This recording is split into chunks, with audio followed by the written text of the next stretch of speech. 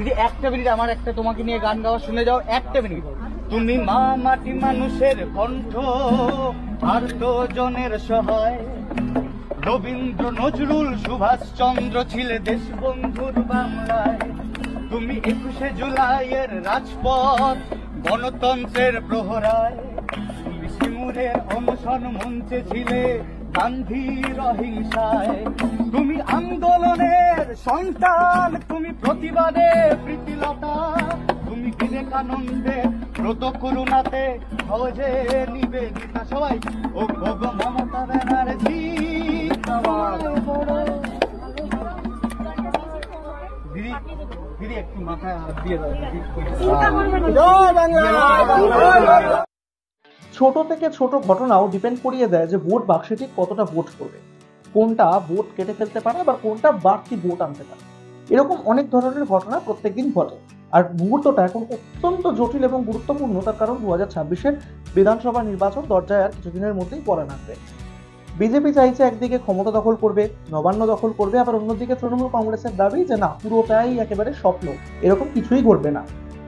এই সব কিছুর মধ্যে একটা পপুলারিটি ইন্ডেক্স কাজ করে, যে কোন নেতার পপুলারিটি কতটা, সেরকম একটা ছবি আপনাদেরকে দেখালাম এই মুহূর্তে। সম্প্রতি মমতা বন্দ্যোপাধ্যায় দীঘা গিয়েছিলেন। দীঘাতে গিয়ে জগন্নাথ মন্দিরের কাজকর্ম খুঁটিনাটি সমস্ত দেখে এসেছেন এবং কলকাতা ফিরছেন যখন, তখন দেখা যাচ্ছে তাকে কনভয় থামিয়ে দিতে হচ্ছে। কনভয় থামাতে হচ্ছে কার জন্য? একজন ব্যক্তির জন্য।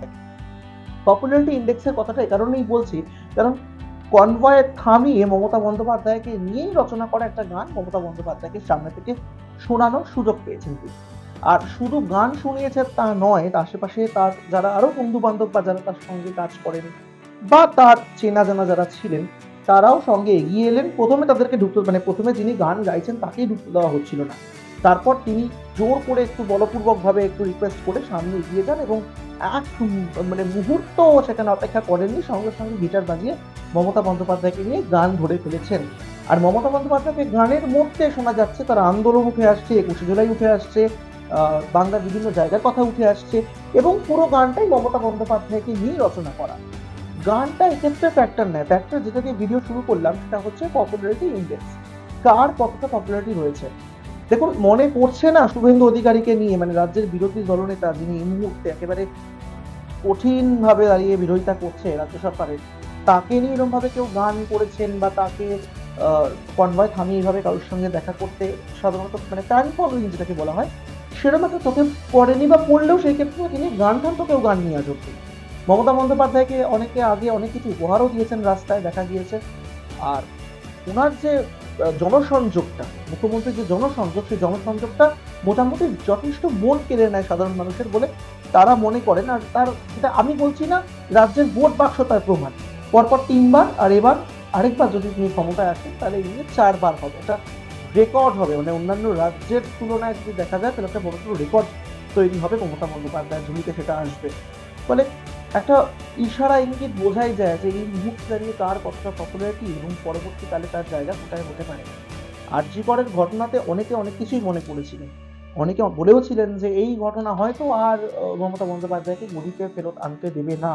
যে পরিমাণ, মানে একদিকে চিকিৎসকদের একটা প্রোটেস্ট, তার মধ্যে দাঁড়িয়ে আবার বিরোধী দলনেতা শুভেন্দু অধিকারী তার মন্তব্য, আমেরাও এই নিয়ে রাস্তায় নেমে পড়েছিলেন, কার্যত ঝাঁপিয়ে পড়েছিলেন এইসবের রাজ্য সরকারের বিরুদ্ধে।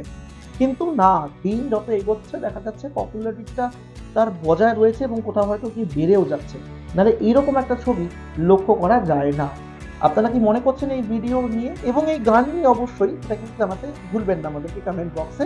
এই ভিডিও ভালো লেগে থাকলে লাইক করবেন, শেয়ার করবেন এবং সাবস্ক্রাইব করতে ভুলবেন না এক ঝলকে মিডিয়া।